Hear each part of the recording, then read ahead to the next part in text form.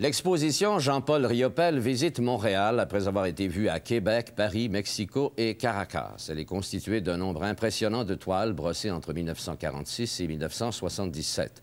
Pourtant, elle n'attire que 200 personnes par jour et on croit que les Montréalais la boudent un peu parce que le musée d'art contemporain où elle a lieu est un peu à l'écart. Paul Toutan nous l'a fait visiter rapidement. Le musée d'art contemporain de Montréal est caché dans la cité du Havre. Il est difficile d'accès et mal servi par les transports en commun. Aussi, ne faut-il pas s'étonner que la magnifique exposition Riopelle attire si peu de gens, 200 par jour, les bons jours. Pourtant, si une exposition mérite le déplacement cet été, c'est bien celle-ci. On y retrace l'évolution du grand peintre québécois, né à Montréal en 1923, mais installé à Paris depuis 1947.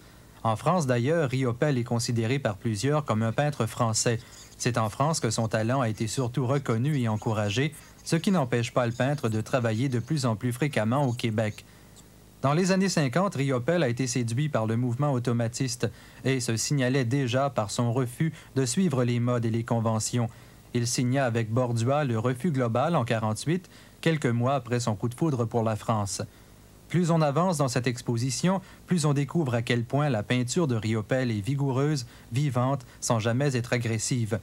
Dans les années 70, Riopelle délaisse de plus en plus la couleur et donne une série d'œuvres en noir et blanc. Ses visites dans le Grand Nord et ses rencontres avec les Inuits l'influencent, et ses tableaux s'appellent Iceberg, Cap au Nord, Soleil de minuit.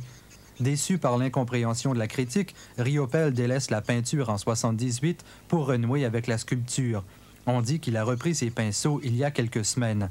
L'exposition du Musée d'art contemporain se poursuit jusqu'au 22 août et est financée entièrement par le ministère canadien des Affaires extérieures qui a investi $1,5 million dans l'entreprise. Paul Toutan, à Montréal.